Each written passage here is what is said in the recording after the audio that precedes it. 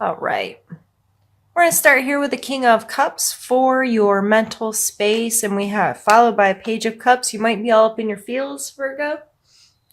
Your mental space may be very much connected to an emotional space for you right now, being consumed with your feelings or your thoughts about your feelings, trying to sort them out, be mature, make good decisions, be open and authentic. Those kinds of things may be really running through your mind. What are your emotional connections? Who are you connected to? Why? How? What does that mean to you? All of those big questions may be really bearing down on you mentally this month. But this is a king, so it seems to be coming from a good place, a mature place of really just being mindful of your emotional space. And it may very well, because we'll get to this five here in a second that's coming up in your emotions. But if it's conflict, if it's just some, I'm going to have to do these together. The five coming in your emotional space, the Five of Swords, like he can sometimes be a bully. Like, yep, he won. And now he's looking, standing there looking like an arrogant, you know what? So with this card, I always urge, are you fighting to win, or is it something really worth fighting for? Like, what is this dynamic here? And it coming out in your emotional space, I think it'd be wise to consider how you're interacting with people at an emotional level. Are you kind of beating them up to get your point across, or are you kind of taking advantage of the fact that you're smarter or wittier, or have more facts or something of that nature? Virgo, if that's happening right now, this emotional stuff's on your mind, and then your your emotional space is feeling very, what's the word I'm looking for? Goodness, sorry. Conflicted, for lack of the word I was looking for. And then in your physical space, you have this Page of Cups, which is kind of an immature energy of kind of going with the flow. Like it's a silly kind of energy. Like he's got a fish in his cup. Right? So there may be a lot of emotions. It may, especially with this high ground card, in your physical space, it can maybe seem a little immature. It could seem a little like, why are we having this fight, or why is this conflict? It's not even a big deal. But shifting your perspective on it, deciding to be mindful of how you're interacting with people, not being a bully, not trying to be right in a relationship. I really feel like this is relationship based, since two cup cards came out. Are you being mindful of how you could be negatively affecting your relationship with this win or lose thing? Because in a relationship, there shouldn't be winners and losers. You're on the same team, whether it's a friend, a family member, a spouse, or, significant other. You shouldn't be trying to win. You should be trying to work together for a resolve or a compromise or whatever. But you're on the same team. If you both want the same thing, if you want to enjoy each other, have a good time together, share life with someone, then why would you oppose them and try to make them a loser? Does that make sense? So however this is coming up in your life, whoever you may be having some conflicts with, it may be important for you to pause out, try to get some high ground so you can look at it a little differently, sort through some stuff, and be mindful of the conflicts and how you could better approach them to make them go more smoothly for you. Our spiritual space is the Eight of Swords and the Hierophant.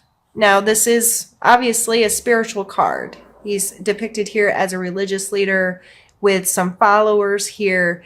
This card speaks a lot to institution, whether that be a church, a school, a counselor, it can even play a role in our jobs of having someone we're held accountable to, some kind of standards we have to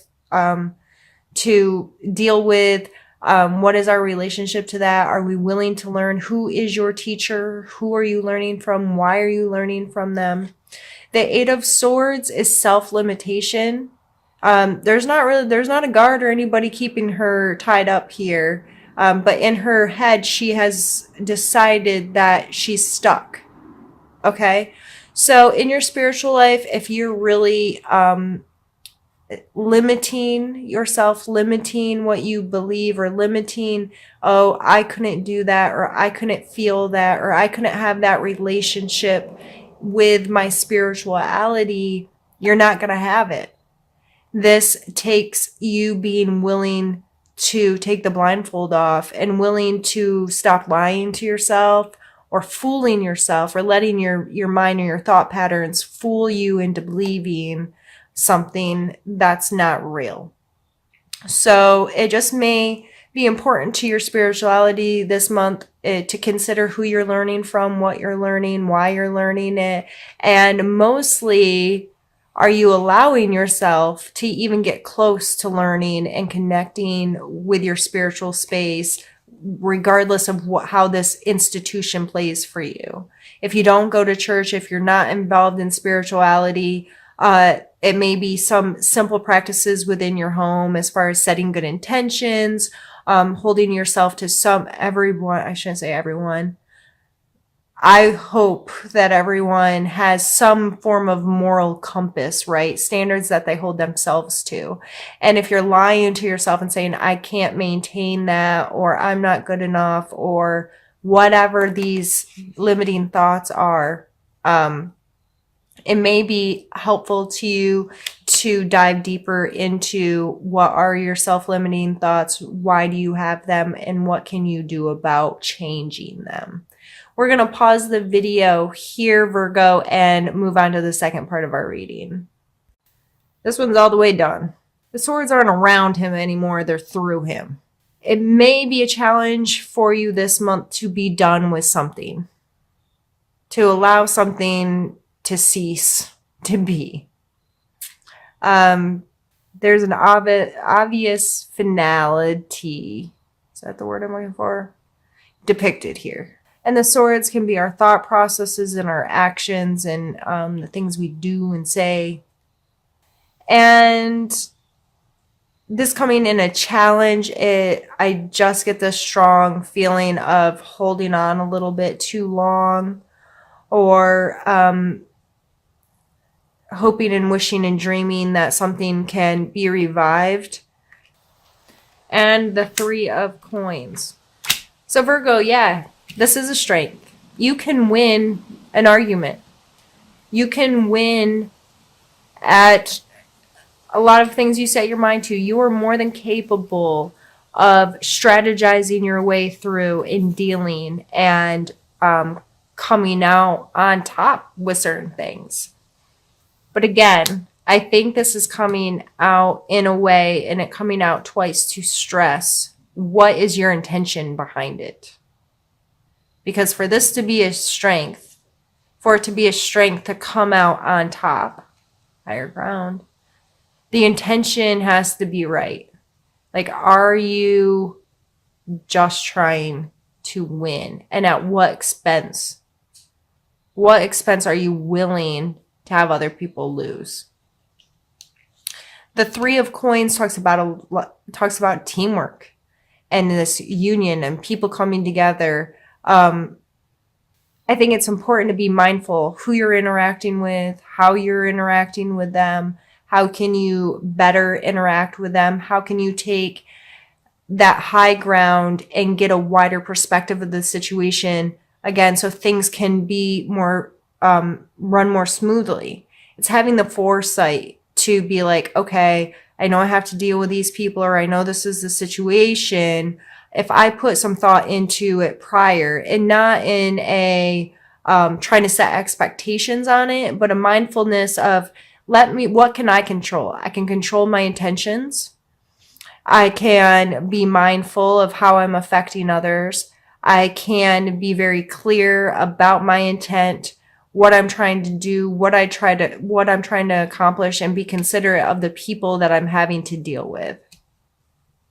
Five of Cups and Devil card. This came out for Scorpio last month in the same order. And I just think it's funny. I'm a Scorpio, so those came out for me. And I am a Virgo moon. So if you don't know all of your signs, there's easy natal charts online that you can have fabricated. All you need is your date, time, and place of birth, and it creates a chart for you based on that. So the main three aspects that people look at are sun sign. So that's why you're a Virgo sun sign, I assume, since you're watching this video, unless you cross watch for your other signs. Then your moon sign and your ascending sign. Those three are like the major players in what we look at as far as astrology. So I'm a moon sign, Virgo, and I think it's just funny. These cards keep coming out for me. So I hope I'm not affecting this in general reading, but the reason I say that and all that lead up is because I understand this energy together very, very well. And I hope I can articulate it to you in a way that you can find useful this month. The Five of Coins, you got to think for fives this month, but the Five of, did I say coins? Cups, to me, is mostly to do with grief and loss. And this person is in it. They are very invested and paying very close attention to what they have lost emotionally, typically described as grief, right? And they are not able to see what's ahead of them. They are, the word that really comes to mind lately is ruminating. They're sitting there thinking about the past and thinking about what was and feeling very emotionally connected to something in their past and not able to see what's coming towards them. The Devil card is all about what or who we give our power to. This card speaks of our addictions, our bad habits, our attachments. This can be to physical things or even people. Allowing someone else to control your power as a human, to control your happiness or joy, to say, I can only be happy if this person meets this expectation for me, or allows me to be happy. These two coming together, need to know, I think it's important to take a look at your attachment to grief. What does grief or loss mean to you? How do you feel when you think about grief that you've had or loss that you've had? Is it something that you're easily consumed with? Is it something that you have an unhealthy relationship with, like you shove stuff down and you don't deal with it? Or do you fixate on it like I have in the past? I've lost a lot of people. I understand the emotion of grief very well. And I allowed it to control me. I gave it so much power during some times of my life. It was all consuming. And I'm not saying it's wrong to grieve. It's absolutely necessary to grieve. However, some of us can get stuck there and we cannot see our way out. We cannot see what is possible ahead of us. We do not look for opportunities to feel some of these same feelings because we're too attached to the grief of the loss of something else. So if this is coming into your life at all this month, first off, I'm sorry if you're feeling this way. I'm sorry if you've lost something or someone this month that was meaningful to you. But I hope that this serves as a reminder that you have a lot ahead of you and you never know what's going to come. So yes, give yourself this time, give yourself the ability to deal with this stuff, but please don't get stuck and don't let it have control over you. I need to take it to the trash, but I keep forgetting. Actually, I should make him do it. Your suggestion area is the Magician. And I love this card so much. You know, it's the number 1. There's an infinity sign represented, here above his head. And then in this specific deck, it looks different in different decks, but he still has all of the elements. He has the cups, the coins, the swords, and the wands. He has a sense of control or ownership over all of these things, and he realizes that it takes all of this pulled together to create magic. So going forward into November, your suggestion card is to be aware of your resources. What skills do you have as a human? How can you try to stay balanced and not just be logical, not just be in your feelings, not just, and try to encompass as many of these different things as possible. And if you don't possess a certain quality, how can you learn about it more? How can you bring more of that into your life? Or is there a teacher or someone that can help you form a better relationship with the different resources you have within yourself as well as in your physical world? And if this isn't so much of internal work and it's even at your job or with your family, making a mental note of, I'm good at this, I'm not good at that. This person is good at that, though. How can, and this goes back into all these 5 of Swords of compromising and working together and finding solutions. And how can we get creative? How can we pool our resources? How can we work together? What are my strengths and what are your strengths? And how can we make this work without all of this one person feeling like a winner and one person feeling like a loser? How can we all win? How can we manifest something good together and making all of this work?